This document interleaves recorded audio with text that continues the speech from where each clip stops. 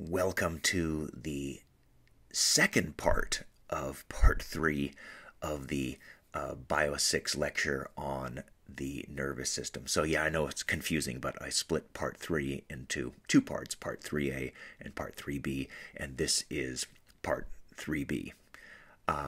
Okay, and the focus of this lecture, of the part 3b lecture, is the peripheral nervous system. And so just remember that in the previous lecture we talked about the central nervous system, the brain, and the spinal cord, and in this lecture we're going to shift our focus to the peripheral nervous system, and the peripheral nervous system is all the nervous tissue that's outside the brain and the spinal cord. All right, let's begin just as a starting point of zooming in on a region of the spine right there. There's the spine. Now, quick review question.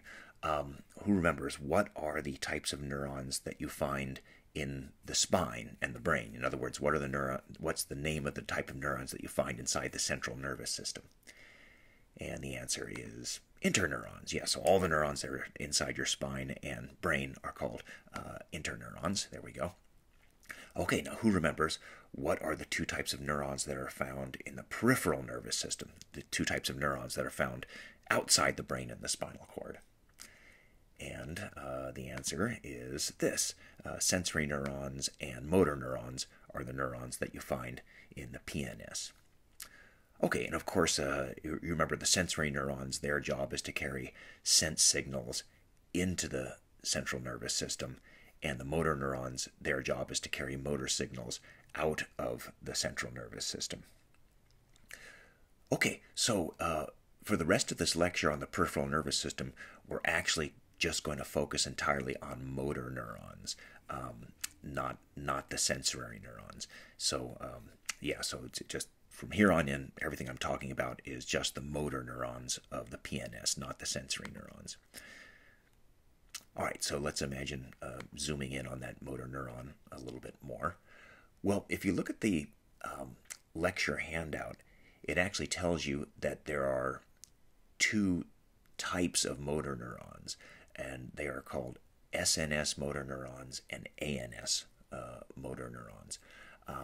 So let's start with the SNS motor neurons. If you look at the web handout, it says the SNS, that stands for somatic nervous system, SNS, somatic nervous system. And so that's the term for the motor neurons that control voluntary muscles. Okay, so let's remember this concept of voluntary. Voluntary muscles are muscles that you consciously control. You consciously decide when those muscles contract and relax. And those muscles are sometimes called skeletal muscles. But you can also call them the voluntary muscles. And what muscles are they? Well, they're pretty much all the muscle names that you learned in your anatomy class. Like all the muscles of the arm, like the biceps and triceps, and all the muscles of your chest, like your pectoralis major, and your abdominal ones, and all the muscles of your face and your thighs and your legs. All of those, you consciously control when they move, when they contract and relax. So all of those are voluntary muscles. And yeah, so that's what the somatic nervous system is. It's the motor neurons that control all of your voluntary muscles. Now, notice from this diagram here that I'm just showing one of these SNS motor neurons going from the central nervous system, going from the spine to the voluntary muscle. And that's the way the SNS is wired, so to speak. Each motor signal that comes out of the central nervous system and gets delivered to a voluntary muscle, each of those motor signals only travels through one motor neuron to get from the central nervous system to the voluntary muscle. Okay, so that is the SNS. So let's talk a little bit about the other type of motor neurons that we find in the peripheral nervous system, which are called ANS motor neurons. Okay, so the ANS stands for the autonomic nervous system, and it is the motor neurons that control involuntary muscles and glands. And so involuntary muscles are muscles that you cannot consciously control. You don't consciously control when involuntary muscles contract and relax. Your body does that for you, so to speak. And so, what sort of organs in the body have these involuntary muscles? Well, as good examples, all of your digestive system organs, your stomach, your large intestine, your small intestine, the walls of those organs have involuntary muscle in them. And it's not shown really well on this diagram, but blood vessels are another example. There is involuntary muscle in the walls of all of your blood vessels. And just to give another example, your airways, the passages that the air flows through in and out of your lungs, your airways also have involuntary muscle in their walls. Your heart also has involuntary muscle. I mean, you can't consciously make your heart contract, or you can't consciously make your heart not contract. So its muscle is also involuntary muscle. Now, remember with voluntary muscle, it's sometimes called skeletal muscle. With involuntary muscles, there are actually two types. The involuntary muscle in most of your organs is called smooth muscle. So smooth muscle is one type of involuntary muscle. But the involuntary muscle that your heart is made out of is a different type of involuntary muscle. It's called cardiac muscle. Okay, well, notice that all of these organs that I've talked about that have involuntary muscles, like the digestive system organs and the heart, all of these are hollow organs. All of these are organs that stuff flows through. Your digestive system organs, the food flows through them. Your airways, the air flows through them. Your blood vessels, the blood flows through them. And your heart, well, it's also a hollow organ that blood flows through. And so, yeah, all of these organs that have involuntary muscle are hollow organs. Stuff flows through them. So we can also say that the autonomic nervous system controls hollow organs. That's essentially the same as saying that the autonomic nervous system controls involuntary muscles. So anyway, yeah, that's the way to think of the autonomic nervous system. It controls involuntary muscles, which are pretty much the muscles on all your hollow organs.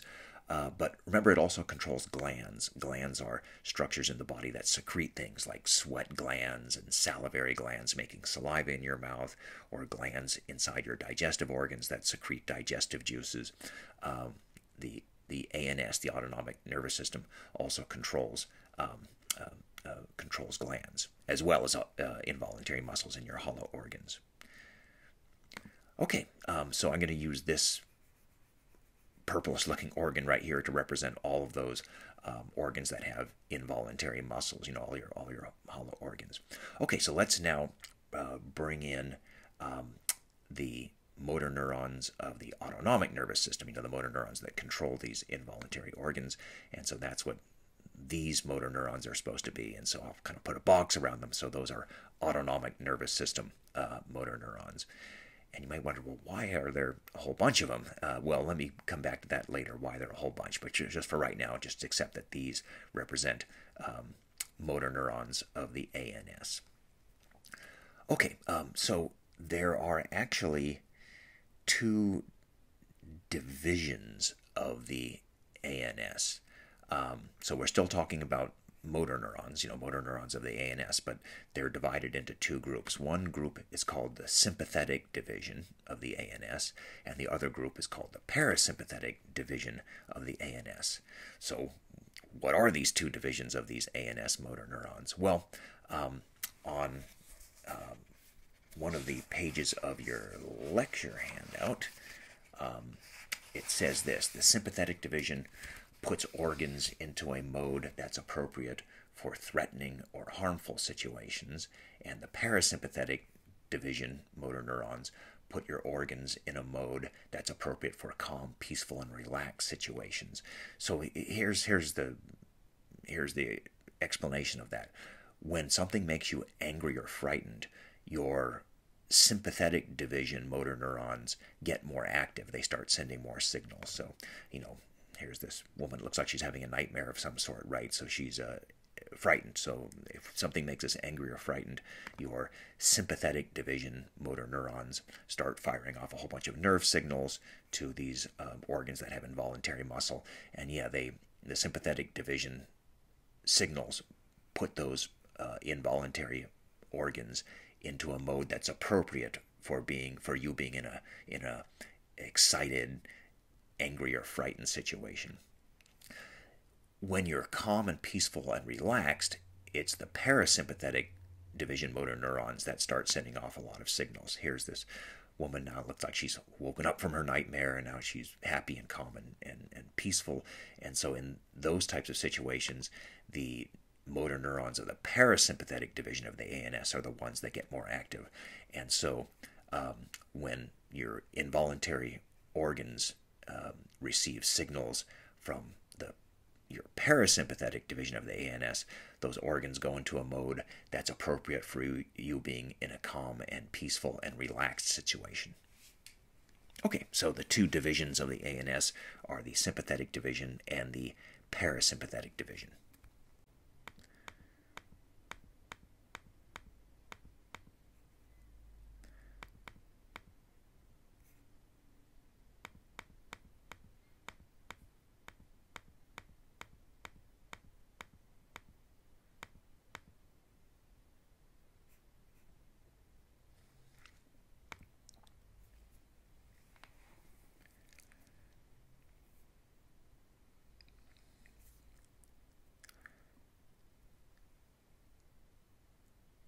Now let's discuss why I'm showing so many of these ANS motor neurons here, whereas I just showed one SNS motor neuron there. Well, so if you look in the lecture handout, it says that each ANS motor signal that travels from the central nervous system to its destination, one of these involuntary muscle organs, each motor signal that travels through the ANS travels through two consecutive motor neurons, right? So we saw that just a moment ago when those signals were traveling through the sympathetic division. They went through first this sympathetic division motor neuron, and then this sympathetic division motor neuron before they arrived at the involuntary muscle inside this organ. And likewise, when we saw the parasympathetic division was sending signals, likewise, all of those motor signals traveled through first this parasympathetic division motor neuron, and then through this parasympathetic division motor neuron. Yeah, so all signals that travel through the ANS always travel through two consecutive motor neurons as they go from the central nervous system to their destination, the involuntary muscles in those hollow organs. Okay, now remember, of course, that all of these motor neurons in the peripheral nervous system are part of nerves, and so let me showing them wrapped in the dense connective tissue that forms the outside of nerves. Okay, so notice that counts as a ganglion, right? Remember, ganglions are clusters of cell bodies within the peripheral nervous system, and so this nerve would actually contain more motor neurons than what I'm showing here. So this would actually be a cluster of cell bodies. So yeah, because the ANS signals are always carried by two motor neurons on their way to their target organ, there's always going to be a synapse in the middle of a nerve that has ANS motor neurons, right? Where the first motor neuron synapses with the second motor neuron there in the ANS. And so there's always going to be a cluster of cell bodies, right, within the nerve for the second of the two neurons right there at the synapse.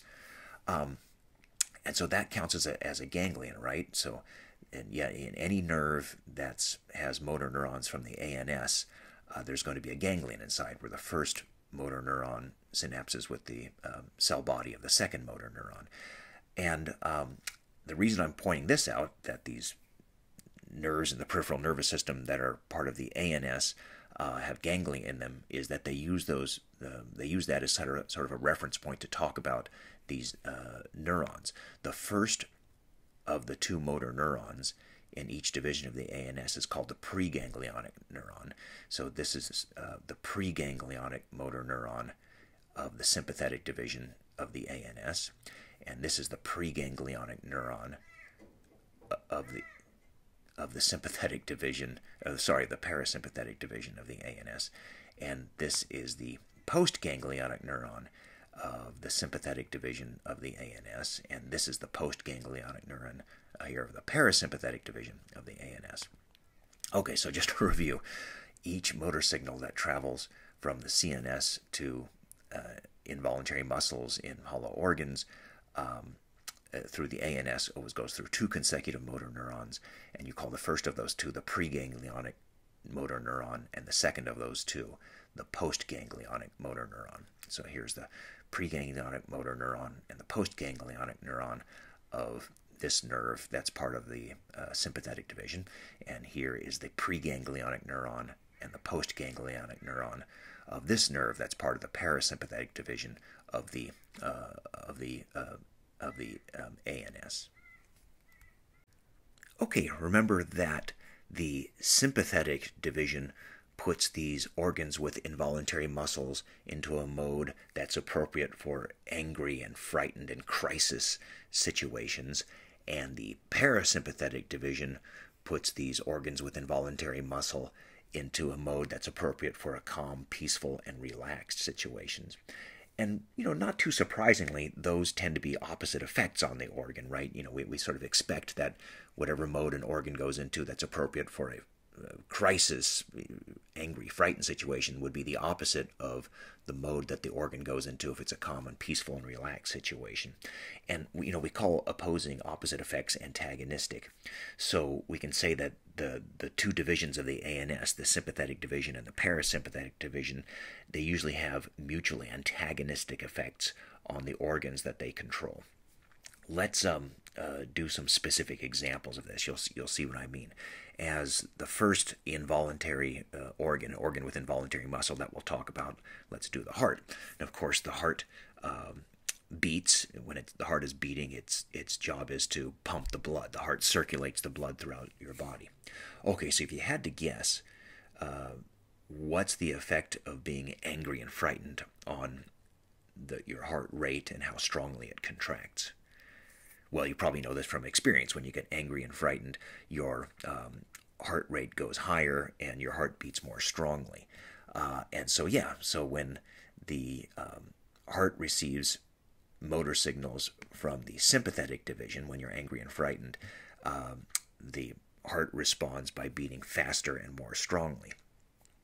And now the opposite, when you're calm and peaceful and relaxed, that's when the parasympathetic division gets more active. And so when the heart receives motor signals from the parasympathetic division, it has the opposite effect, the antagonistic effect. The heart beats more slowly and its beats are not as strong. All right, let's look at another type of involuntary organ. These hollow spaces right here represent your airways, the passages that the air flows through in and out of your lungs. When you are in a crisis, angry, frightened situation and your sympathetic division gets more active, those airways receive stimulation from the sympathetic division, and that causes the smooth muscle that lines those airways to relax, so the airways get bigger. And that makes more sense. That's adding more oxygen to your blood. When you're in that crisis situation, your body wants to have more blood flow with more oxygen to your muscles so you can deal with the crisis situation. You can use your leg muscles to run away from it, or your arm muscles to fight with the thing, whatever it is. So oftentimes during the crisis situations, what your body is trying to do is get more blood flow with more oxygen to your muscles. And one way to do that is for the sympathetic division to relax the smooth muscle in your airways so they get larger and more oxygen can get into your blood. But when it's a calm, peaceful, and relaxed situation, you don't need your airways this widely opened. And so when your parasympathetic division is sending signals to your airways, the smooth muscles contract more, brings them back to their normal size, and so your airways get smaller. Now let's talk about the effect of the sympathetic and parasympathetic division on your digestive system organs. When you're in an angry or frightened crisis situation and your sympathetic division is getting more active, its signals cause your digestive system organs to get less active. Your digestive, like your stomach and small intestine and large intestine, those muscles stop contracting and those organs stop sending out digestive juices to digest the food. And the reason for that is it takes a lot of blood flow and it takes a lot of energy for your digestive system organs to be functioning, breaking down the food. And during a crisis situation, that blood flow and energy is better spent being sent to your muscles, not, digesting some food that you have in there. And so that's why the stimulation from sympathetic division basically makes your digestive system organs less active. They relax. The smooth muscle there stops contracting. But when it's a calm and peaceful and relaxed situation, that's the time when your body can afford to use blood flow and energy to power your digestive system organs. So when your parasympathetic division gets more active, that increases the activity and the contractions of your digestive system organs. All right, well, the last example we're going to give of the antagonistic effects of the sympathetic and parasympathetic divisions on some involuntary organs are your blood vessels. And this one's kind of the oddball because your blood vessels are actually only connected to your sympathetic division motor neurons. The parasympathetic division neurons do not synapse with, they do not connect with your blood vessels at all. Only the sympathetic division motor neurons do. But even though that's the case, your blood vessels can react in opposite ways to stimulation by these motor signals from the sympathetic division. So some blood vessels contract when they get motor signals from the sympathetic division motor neurons, and other blood vessels dilate, meaning relax and get bigger when they get motor signals from the sympathetic division. So it still can be antagonistic effects, but in this case the antagonistic effects are all coming from stimulation by the sympathetic division of the ANS. Now you might wonder, well, why do some blood vessels contract when I'm having a angry, frightened crisis, and some blood vessels dilate when I'm having an angry or frightened crisis situation? Well, it depends on what organs are receiving the blood. Remember that during the crisis, your body wants more blood to flow to your muscles so you can run away or fight with whatever is giving you the crisis. And so the blood vessels that are flowing to muscles are the ones that dilate when they get stimulated by the sympathetic division. And also the blood vessels going to your heart and your lungs, so that those also serve to increase the blood flow and the oxygen in the blood going to your muscles. Whereas the blood vessels that are going to your digestive system organs, I said the stomach here, but I should have said all digestive system organs. Remember, those are the ones that you don't want to send so much blood to during a angry or frightened crisis situation. So those blood vessels are the ones that contract when you're having stimulation when they get stimulation from the sympathetic division during your crisis situation. And interestingly, the blood vessels in the skin also contract when you're in an angry or frightened situation. You may have heard that people sometimes look pale. They lose the color in their skin when they're frightened, and that's part of the reason why, because those blood vessels in the skin get smaller, so there's less blood flow to the skin when we are frightened. Okay, so just to summarize, the sympathetic and parasympathetic divisions generally have antagonistic effects on the organs that they send signals to.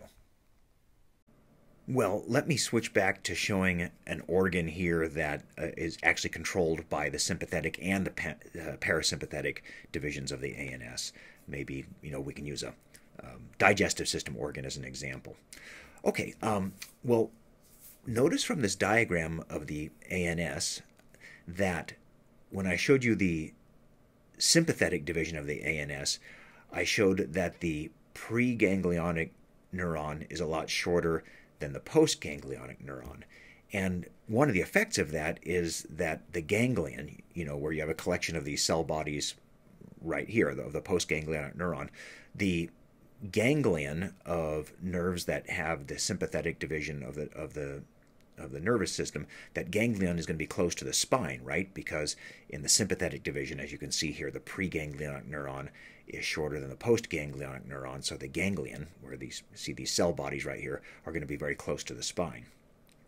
But in the parasympathetic division, as you can see, the arrangement is just the opposite. In the parasympathetic division, the preganglionic neuron is very long and the postganglionic neuron is very short. So the ganglion, the collection of these cell bodies within the nerve, is going to be very close to the target organ, or in some cases, the postganglionic neuron of the parasympathetic division is so short that the ganglion is actually inside the target organ.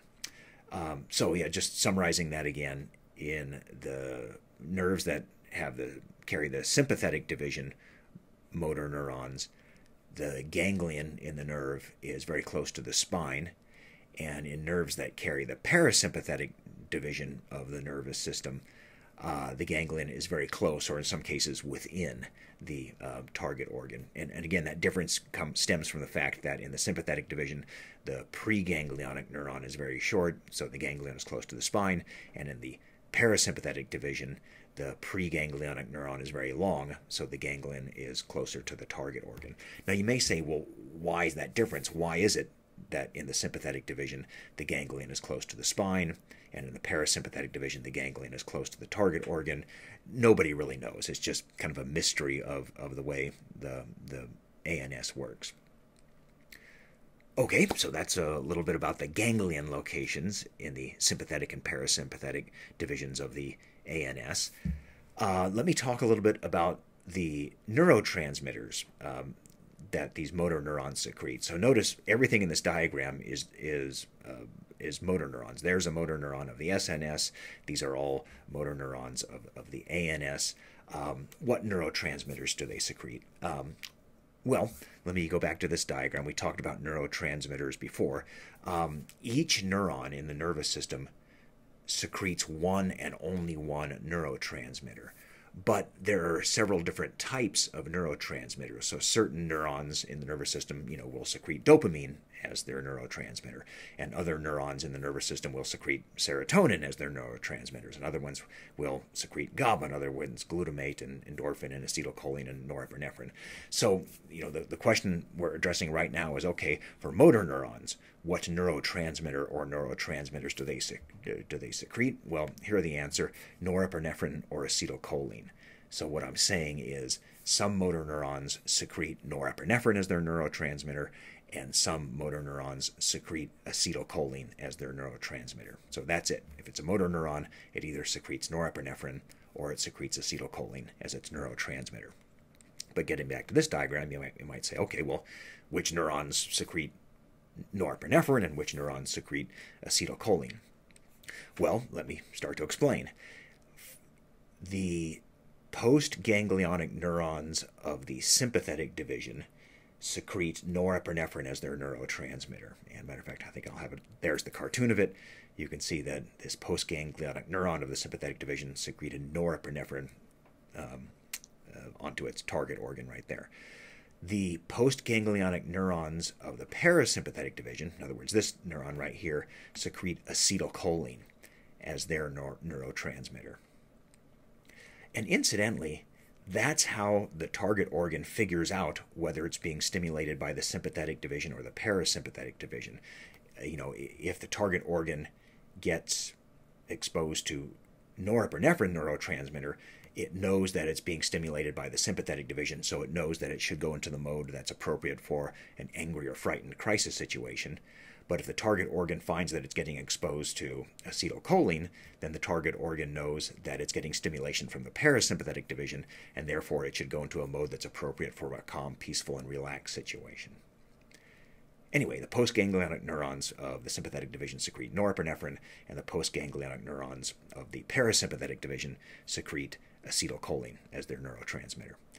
What about the other motor neurons in this diagram? What neurotransmitters do they secrete? Well, for these motor neurons of the somatic nervous system, remember these are the motor neurons that control our voluntary muscles, they secrete acetylcholine. You can kind of see it there if you look closely, the little A's. Yes, so the SNS motor neurons secrete acetylcholine as their neurotransmitter. And what about down here? What about these preganglionic neurons right here of the sympathetic and the parasympathetic division? The preganglionic neurons of the sympathetic and the parasympathetic division secrete acetylcholine as their neurotransmitters. You can see that right there and right there.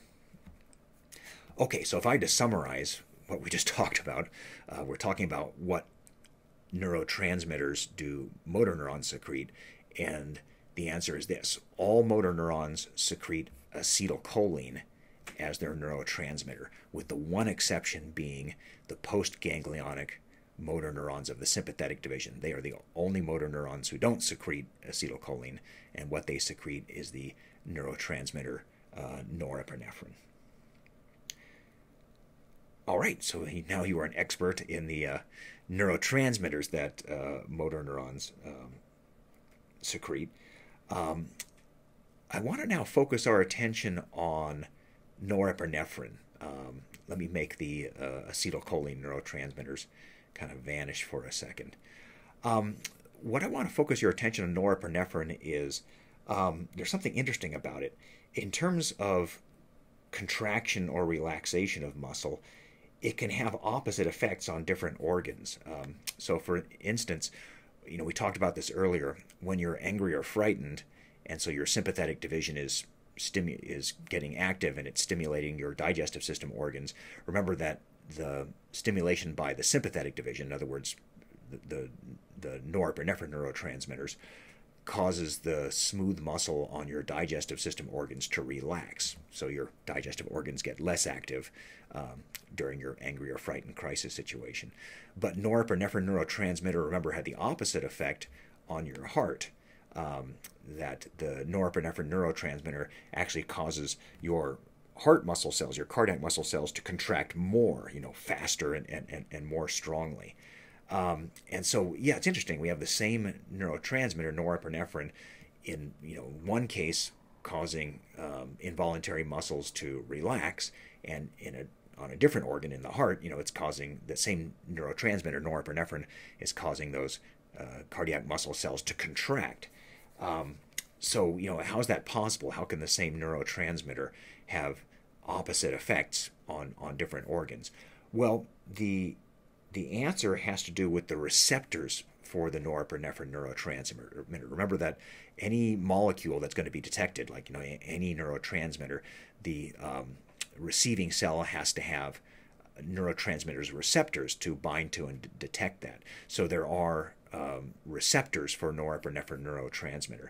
And incidentally, they call those adrenergic receptors. You can see this in your web handout, the lecture handout. Adrenergic receptors, it's the name for the receptors that bind to the neurotransmitter norepinephrine. Anyway, so the explanation of how norepinephrine can have opposite effects on involuntary muscles, depending on which organ you're talking about, has to do with the norepinephrine adrenergic receptors. Oh yeah, this is just another example. Remember that the same neurotransmitter, norepinephrine, can cause some blood vessels to contract and some blood vessels to dilate, to relax.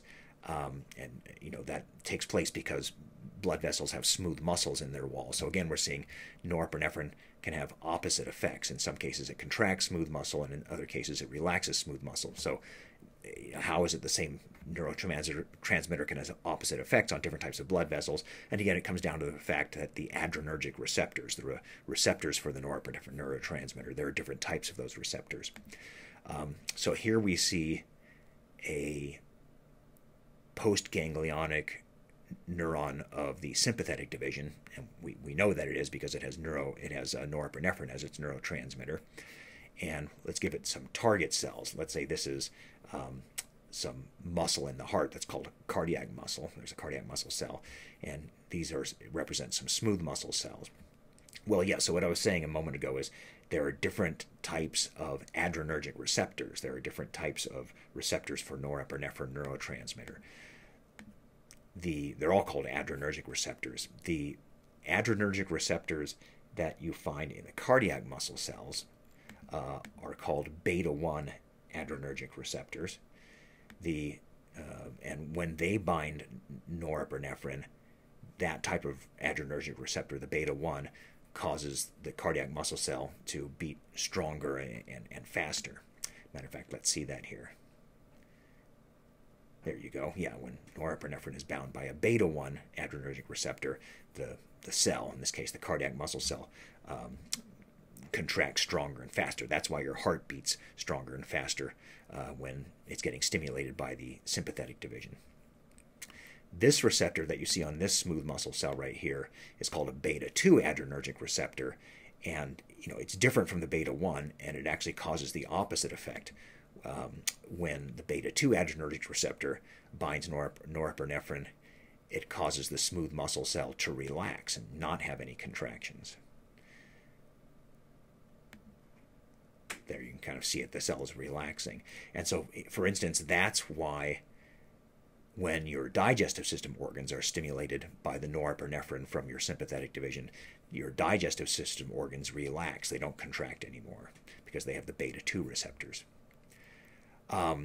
Other smooth muscle cells and other organs of your body have a type of adrenergic receptor called an alpha adrenergic receptor. And there's actually two subcategories of these alpha adrenergic receptors. One kind is called alpha 1 and one kind is called alpha 2. But regardless of whether it's alpha 1 or alpha 2, if it's an alpha adrenergic receptor, when it binds the norepinephrine, it causes that smooth muscle cell to contract, like you see right there. And just as an example, remember that some blood vessels, like the blood vessels in the skin, contract when they're exposed to norepinephrine from the sympathetic division, and so that's how that works. Those blood vessels have alpha receptors in their smooth muscle cells. Okay, to summarize all that, there are the receptors for norepinephrine are called adrenergic receptors, and there are different subcategories of adrenergic receptors. There's one type is called beta 1, one type is called beta 2, there's an alpha 1 and an alpha 2. And it's the existence of these different types of adrenergic receptors that explains how the same neurotransmitter, norepinephrine, can have opposite effects in different target organs. Like in the heart, because the heart muscle has a beta 1 adrenergic receptor, the norepinephrine causes the harder and faster contractions of heart muscle cells, but some smooth muscles have what they call the beta 2 receptor for norepinephrine, and the beta 2 receptor, when it binds norepinephrine, causes the muscle cell to relax. Okay, well, let me tell you something else that's kind of interesting about the neurotransmitter norepinephrine, and what I'm about to tell you relates also to the endocrine system. And we haven't talked about the endocrine organ system yet. We'll talk about it more in a few weeks, but let me just give you a super quick preview to the endocrine system. So this kind of yellowish looking thing right here is a structure called an endocrine gland. And there are actually endocrine glands all throughout the body. I'm just using this one as an example. Okay, so endocrine glands are structures in the body that secrete substances, and endocrine glands secrete hormones. What are hormones? Hormones are chemical messengers, I should say, messenger molecules that travel in the bloodstream. So when an endocrine gland what it does is secrete hormones into the blood vessels. These little blue dots represent the hormones that's being secreted from this endocrine gland. And yeah, so endocrine glands secrete hormones into the bloodstream, and since the bloodstream carries blood everywhere in the body, those hormones get carried everywhere in the body. And so this allows the endocrine gland to send signals, to send those hormones everywhere throughout the body. Okay, well, there are different types of endocrine glands all throughout the body, and those different endocrine glands secrete different types of hormones. One of the hormones, or I should say one of these endocrine glands is called adrenal glands, and one of the hormones that adrenal glands secrete is a hormone called epinephrine. Here's the structure of this hormone called epinephrine. And again, you don't have to memorize the structure. I'm not going to ask you to draw out epinephrine on a quiz or anything. But epinephrine is the same as adrenaline. The official name for it is epinephrine, but it used to be called adrenaline. And you've heard of adrenaline, or a person getting an adrenaline rush. Maybe if something has frightened you, you might say, "Oh my goodness, going on that roller coaster gave me a total adrenaline rush." Well, what that means is that when you were angry or frightened, your adrenal gland secreted a whole bunch of this epinephrine into your blood. And if you think about it, if I were to ask you, well, what are the effects of that adrenaline? What changes in your body if you have an adrenaline rush? And you might say, well, my heart beats faster and stronger. Well, that's also what happens when, what we talked about, when the heart gets stimulated by norepinephrine, the neurotransmitter, right? So there's actually a connection between epinephrine, this hormone, formerly known as adrenaline, and norepinephrine, this neurotransmitter that gets secreted by the sympathetic division. Here's norepinephrine. If you look at it, it's almost the exact same molecule, right? You have to look very closely just at this part right here to see there's any difference. Yes, so the hormone epinephrine, adrenaline, is, in terms of its molecular structure, almost the exact same as the neurotransmitter norepinephrine. And they're so close to each other in structure that they actually both fit into the adrenergic receptors. The adrenergic receptors, remember, are the receptors for norepinephrine. So if something frightens you or makes you angry, here is a postganglionic neuron of the sympathetic division with its norepinephrine. And so we talked about this. It secretes the norepinephrine neurotransmitters, and those have different effects depending on what type of adrenergic receptor binds it. In the heart, with the beta-1 adrenergic receptors, it responds to norepinephrine by contracting stronger and faster, whereas some smooth muscle cells, they have the beta-2 adrenergic receptors, so they respond to norepinephrine by relaxing, and other ones have the alpha adrenergic receptors, so they respond by contracting. But the point is, the various involuntary organs in your body have various responses when they bind the norepinephrine neurotransmitter.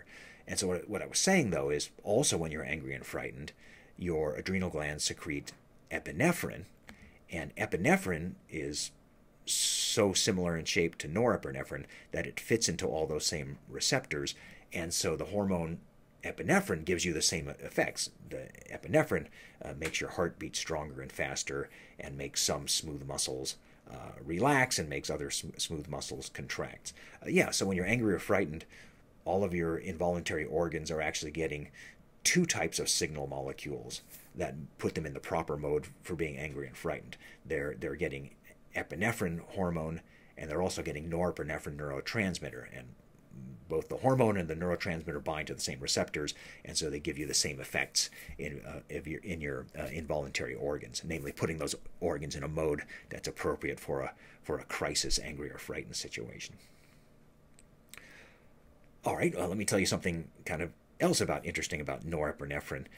So remember that for norepinephrine, when it binds to smooth muscle cells that have the beta-2 adrenergic receptor, it causes those smooth muscle cells to relax.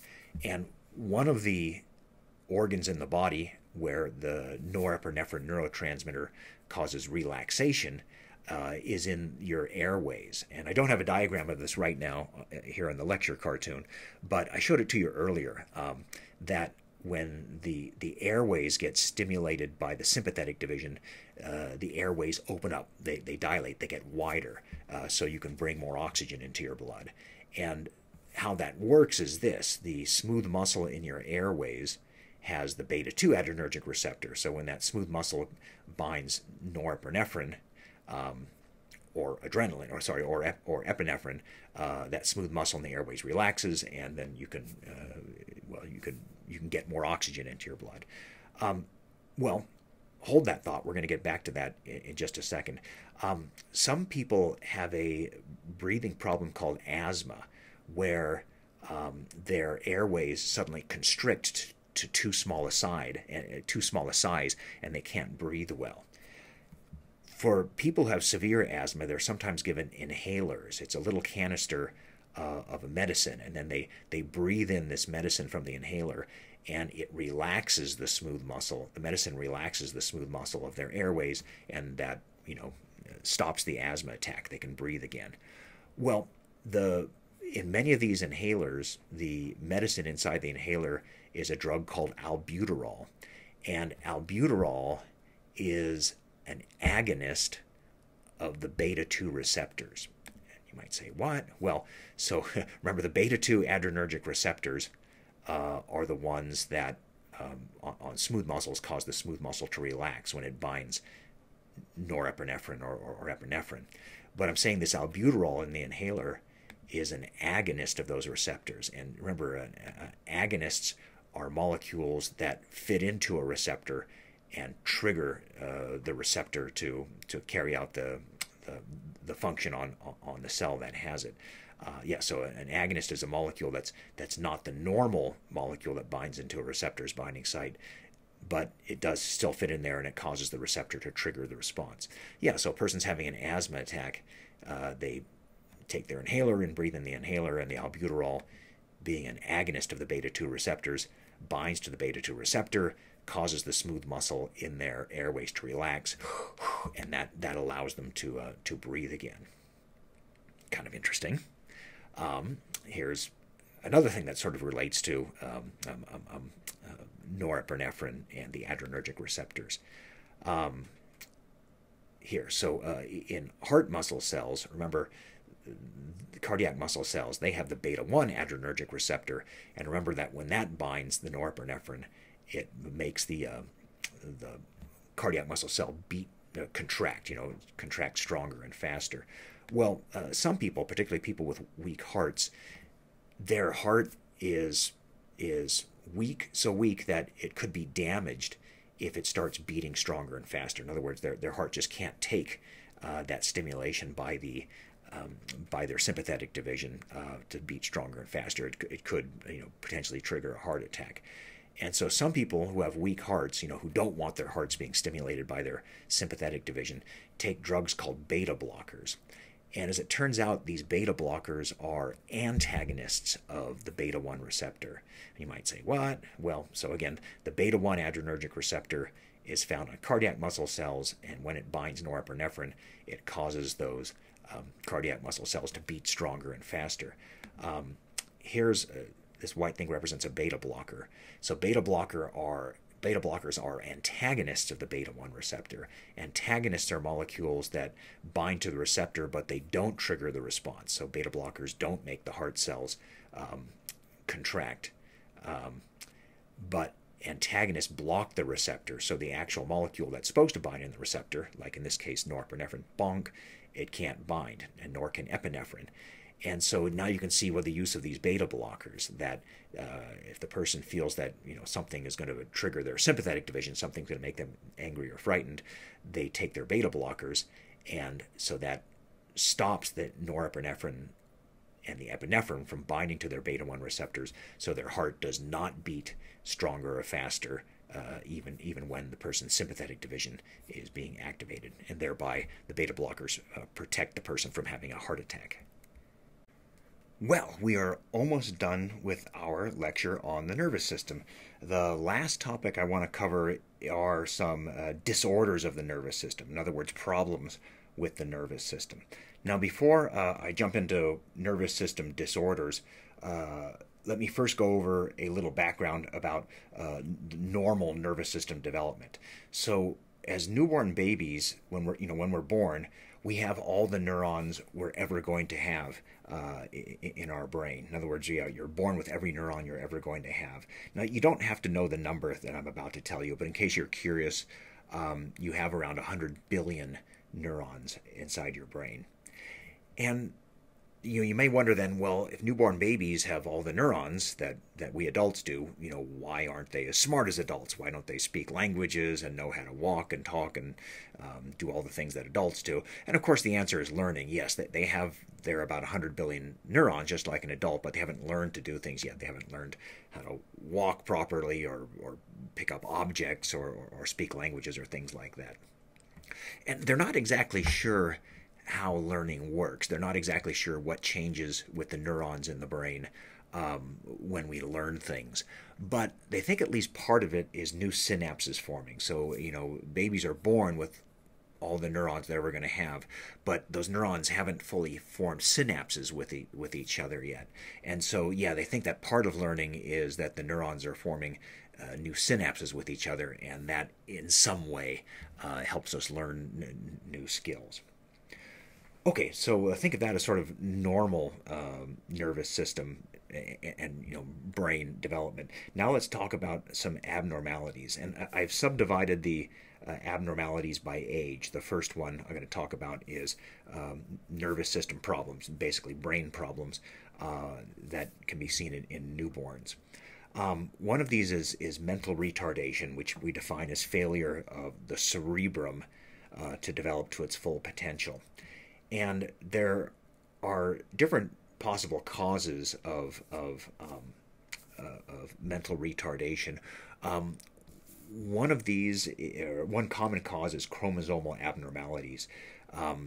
Human beings are supposed to have a certain number of chromosomes in each of their cells. If a baby is born with one too few or one too many chromosomes, that is a common cause of mental retardation. This boy that you see right here has a disorder called trisomy 21. It used to be called Down syndrome, and it's caused by inheriting one extra chromosome. Another thing that can cause various degrees of mental retardation in newborn babies is something called fetal alcohol syndrome. And this is where the mother abused drugs, either alcohol or other drugs, and as those drugs get into her system, they also get into the when the mom was pregnant, she abused alcohol or drugs, and those drugs she takes can get inside the fetus's blood flow and affect proper brain development in the fetus. So it's important that pregnant moms abstain from using alcohol or drugs. Another thing that causes mental problems in newborn babies, or there's a problem in newborn babies that's called cerebral palsy. And it's defined as poorly controlled voluntary muscles. The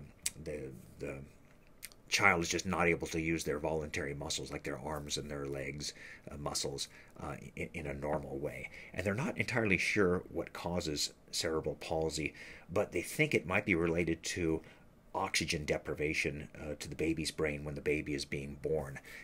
They think that if the birthing process is taking a lot longer than it normally does, the baby's brain, as the baby's being born, becomes deprived of oxygen, and that may affect some of the neurons in the brain that generate the motor signals to the muscles.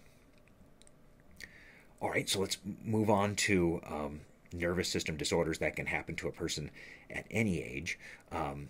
One of these is spinal cord injuries, which can, of course, lead to paralysis below the break point in the spine. We talked about this already, that, here we go, the spinal cord, sends motor signals down to control the muscles below the brain, and likewise touch sensations from all the skin below the brain. Those touch sense signals come up through the spinal cord.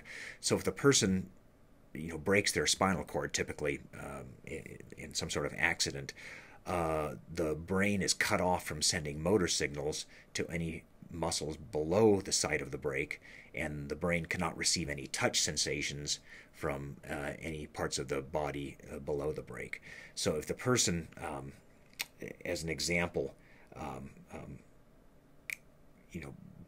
breaks their spinal cord right here, then their upper body is fine. They can use all their upper body muscles and have touch sensation in their upper body, but they can't use any muscles below their hip where the break is, and they can't have any touch sensation down there. People like that are called paraplegics. If the break is higher, let's say in the neck region right here, then the person's brain can't control any of the muscles in their limbs, both their arms and both their legs, and everything in between. No muscles can be signaled by the brain, and so they're paralyzed below the neck. And likewise, they don't have any touch sensations from anywhere on the body below the neck. People with that disorder are called quadriplegics. Another type of injury that can occur at any age is injuries to the brain. These can be called concussions or brain contusions. Here it looks like two soccer players hit their heads together.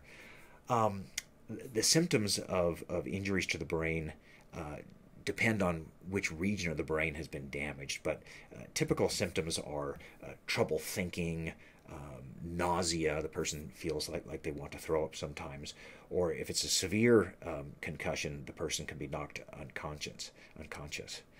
Now, there's an interesting thing. If a person has a hard blow to the head, a person gets a concussion, they may not have any symptoms at first. That they might appear fully alert and all their mental functions are fine, but they can start to develop mental problems minutes or even hours after the head injury. And here's why. Imagine that we're looking sort of inside the person's skull, and thanks to the concussion, there's some bleeding going on inside the person's skull. But it may be a small trickle of blood. So at first, there's not enough blood to press down on the brain, so the person's brain is functioning perfectly and they have no symptoms. But minutes or even hours later, as the amount of blood starts getting larger and larger, it starts pushing down on the brain, and that could start tearing and destroying some of the neurons in the brain. And so, yeah, what I'm trying to say is if a person has a head injury and they don't appear to have any symptoms at first, they're not dizzy, don't have any nausea, they can think clearly, you shouldn't assume that they're going to be all right. What you're supposed to do is keep reassessing their mental functions for several hours after the head injury to make sure that they're not developing any cognitive problems. And if they are, then of course you would seek medical treatment for the person right away. And another yet another type of thing that can affect the brain at any age are alcohol and drugs. And simply put, alcohol and drugs kill brain cells. This was, I think, an interesting example of that. They did a brain scan to see how active the brain was, and in this one right here, they had a person who's never drank alcohol, never used drugs in their entire life, and over here, a person who'd been an alcoholic for a lot of their life. And so I don't know what they talked to the person while they were getting the brain scan, but I think they gave them some sort of, problems to solve. And as you can see, the person who was the lifelong alcoholic just had a lot less mental activity. The alcohol had damaged their neurons, and so they were just not able to process and the questions that they were being asked. But the person who had never taken any alcohol or drugs had very active brain function because they just had more neurons left in their brain. All right, so let's move on to nervous system disorders that tend to affect older adults. And so remember that we are born with all the neurons where we're going to have. And like I said, you don't have to know this number, but we're born with about 100 billion neurons in our brain. But over the course of your life, you slowly lose some of those neurons. Those neurons just don't last forever, and so every year you just lose some of the neurons in your brain. And that is considered a normal part of aging.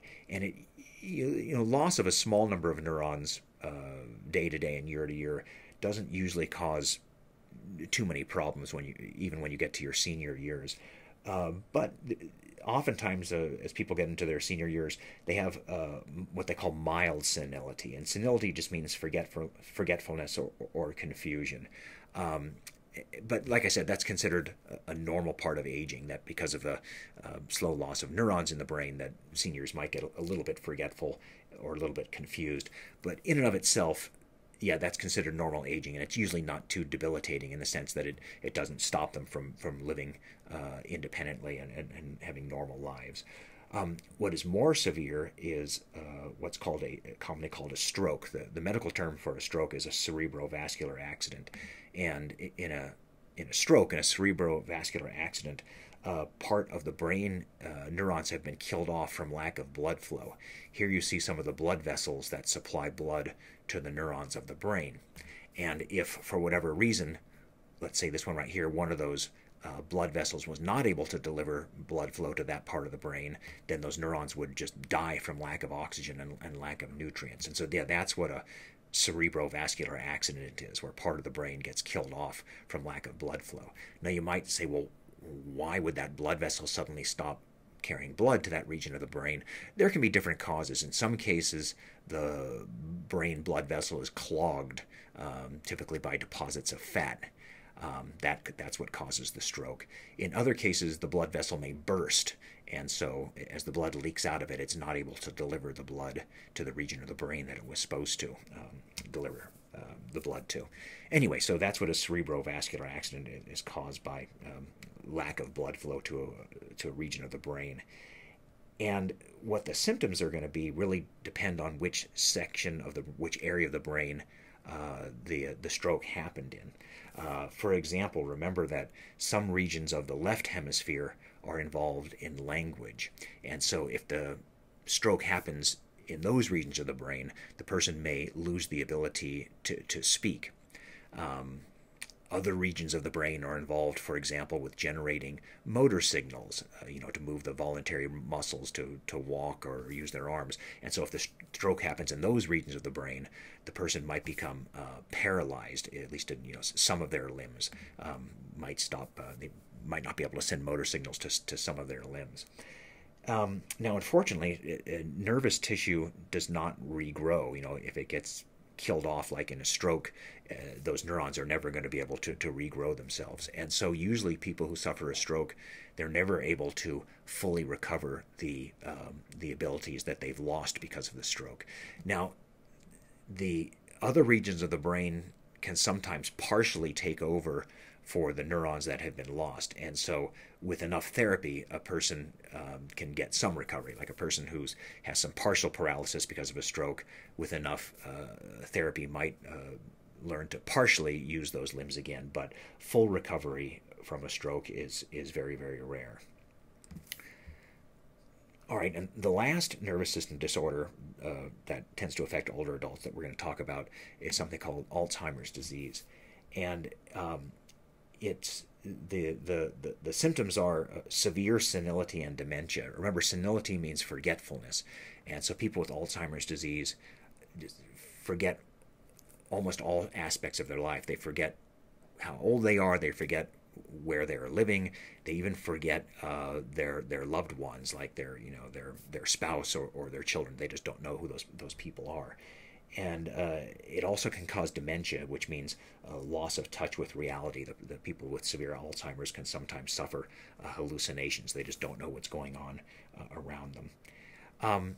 And it's caused by death of some of the neurons in the brain. This is supposed to be a healthy neuron.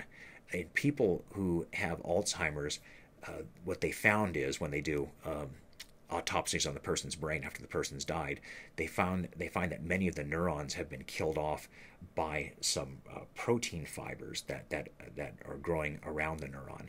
And you don't have to know the name of these protein fibers, but they're called beta amyloid plaques, and they don't know what causes it. They don't know why some people get Alzheimer's, why some people start having these beta amyloid plaques growing in their brain.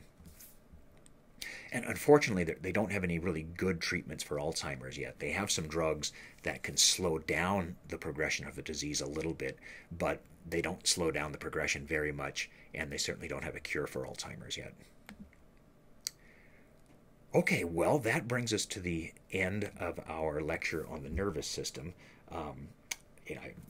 Obviously, it wouldn't be appropriate to do a full summary of everything that we've learned, but just a few quick topics. We learned that the nervous system is divided into the central nervous system, the brain and the spinal cord, and the peripheral nervous system, which is all the nervous tissue outside the brain and the spinal cord, which are mostly the spinal nerves and the cranial nerves.